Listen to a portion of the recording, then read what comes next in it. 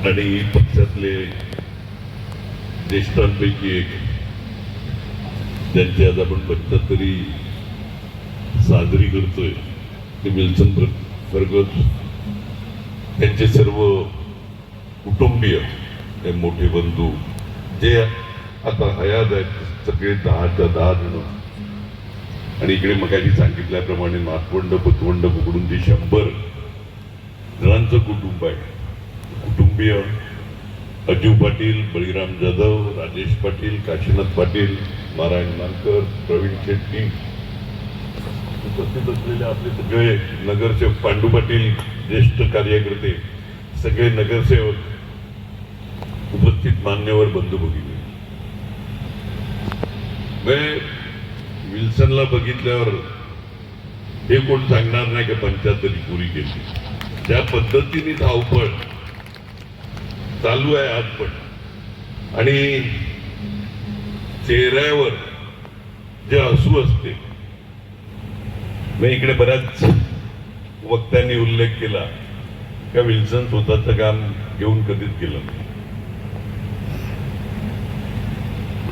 50 वेळा आहे तसे, पण कोणतरी 4 कार्यकर्ते घेऊन येणार, आपण असं काम आहे, इकडे फोन करा, तिकडे फोन करा.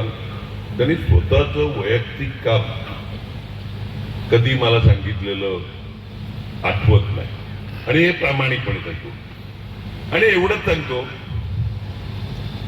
का तुम्हाला पण थोडं आज आश्चर्य वाटलं असेल का दक्षिण ध्रुव, उत्तर ध्रुव, विवेक भाऊ जे आत्ताच गेले आणि हितेंद्र ठाकूर एकत्र सत्काराला कसे काय. विल्सननी याच पद्धतीने सगळ्यांची, म्हणजे समाजसेवेमध्ये मला माहिती आहे त्यांनी विवेक भाऊंना पण मदत केलं, आणि त्याच्यामध्ये काही गैर नाही, वाईट वाटण्यासारखं काही नाही. खरोखर जर कोणताही माणूस कोणाकरता तरी चांगलं काम करत असेल तर त्याला मदत करणं, त्यांच्याकडे 2 पैसे आहेत, त्यांचं प्रत्येकाचं धर्म आहे. आज इकडे जाधव साहेब बोलले, बळीराम जाधव बोलले, पत्र्याचं उदाहरण दिलं, तो नांगराला जुंपायचा बैलाचं उदाहरण दिलं. असंख्य कामं, म्हणजे आपले 8 तालुके आहेत, 8च्या 8 तालुक्यामध्ये विल्सनने काही ना काही प्रत्येक तालुक्याकरता केलं नाही असं एकही तालुका नसेल. त्याचे अनेक मित्र, म्हणजे जव्हार मोखाड्यामध्ये बळीराम जाधव खासदार असताना काशीनाथ पाटील आणि विल्सनच मला वाटते मॅक्झिमम बळीराम जाधवांबरोबर फिरायचे. क्वचित प्रसंगी मी जायचो, पण नक्की जाणारे काशीनाथ पाटील आणि विल्सन.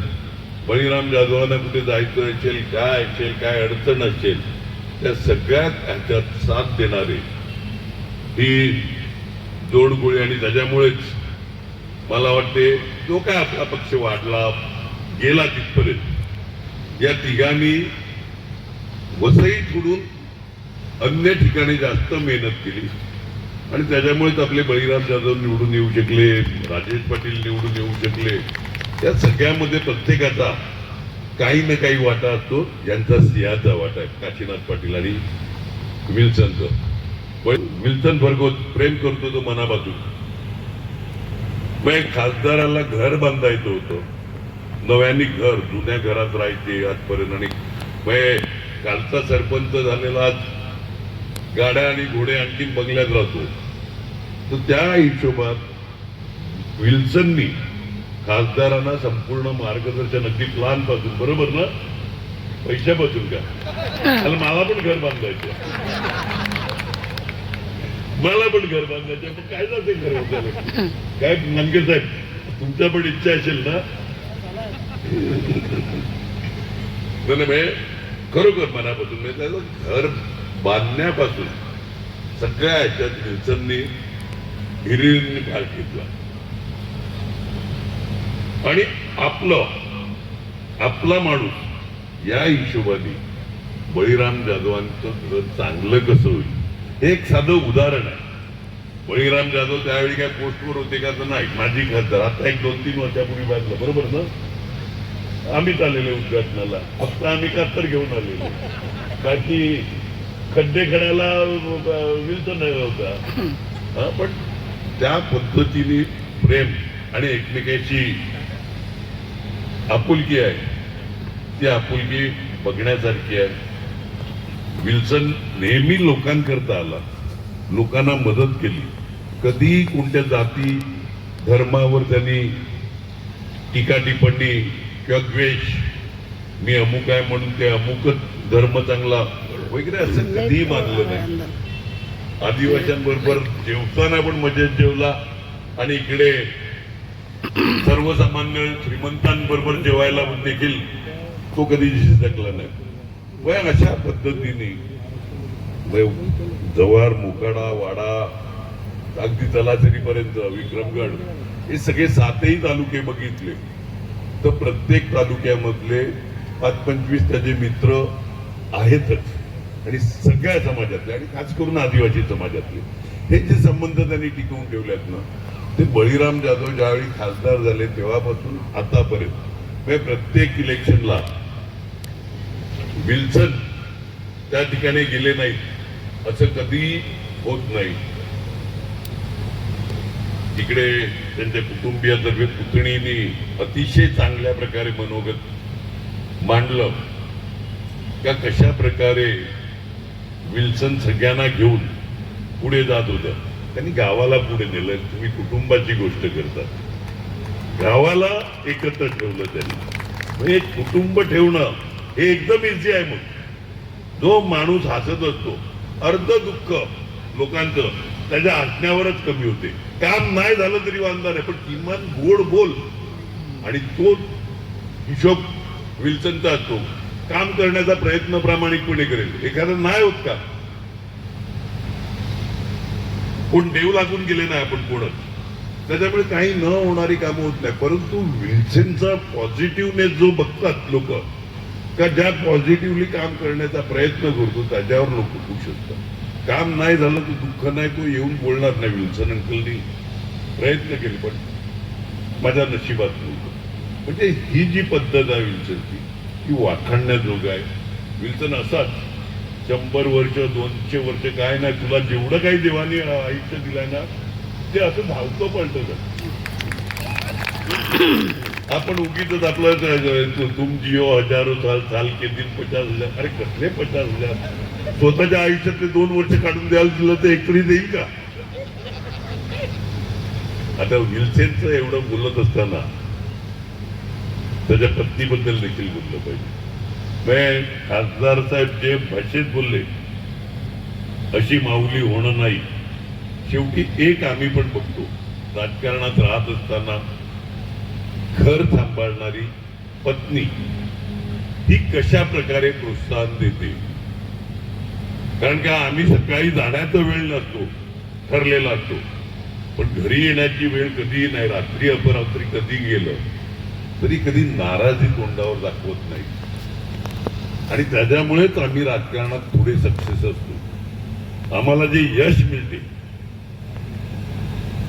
ते घरामधूनच अगोदर प्रोत्साहन मिळते, त्याच्यामुळे हे यश मिळते. आणि विल्सनच्या मागे खंबीरपणे त्याची पत्नी, आज मुलगी पण ती पण विल्सन सारखी हसतमुखत असते, हॅपी गो लक्की. आणि मला वाटते विल्सनच्या या वाढदिवसामध्ये ज्या सहकार्याने तेच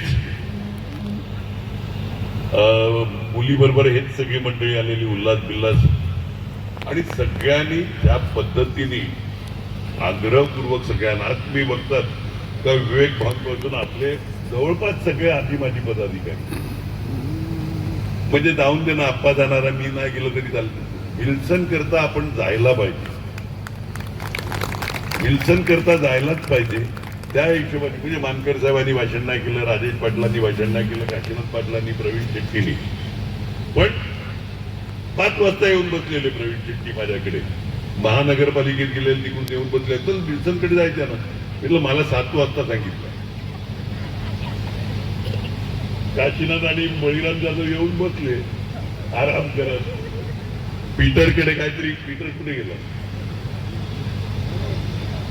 हा पीटरकडे काय दिलं का? अरे किती आचरणी आलेल ते. पण चांगल्या पद्धतीने हा कार्यक्रम पार पडला त्याबद्दल कमिटीचे मनपूर्वक आभार मानतो, अभिनंदन करतो. तर त्यांनी घेतलेली मेहनत आणि या सगळ्याच्यामुळे विल्सन असाच हसतमुख मदत राहा, लोकांना मदत करत राहा. आणि तुला मी एक सांगतो, देणाऱ्याला ना कमी कधीच पडत नाही. आपोआप वरचा येतो. लक्षात आलं की ना, देण्याची दानत पाहिजे आणि ती दानत तू नेहमीच ठेवली. तुझ्या संपूर्ण आयुष्यामध्ये चांगली शांती लाभून तुझे कुटुंबीय, सगळे कुटुंबीय, ते विवेक भाऊ बोलले काहीतरी कौरव पांडव काय, पण 100च्या 100 ना 105 बोलायचे होते. म्हणजे कौरव पांडव सगळे एकत्र झालेले आणि चांगले वागणारे असे. खरोखर तुझ्या सत्काराला येताना पण मनापासून आनंद वाटतो. सरपंच बाकी सगळं झालं, 2दा नगरपालिकेला महानगरपालिकेला उभं केलं. तू आणि नेपू होता ना एकदा मागे, आणि आता मुलगी होती. दुर्दैवाने तिकडे यश नाही मिळाला. ठीक आहे, चालेल, कुठेतरी आपण भरून काढू एवढंच आज त्या प्रसंगी सांगतो. आपली सगळ्यांची रजा घेतो. धन्यवाद. जय जय महाराज.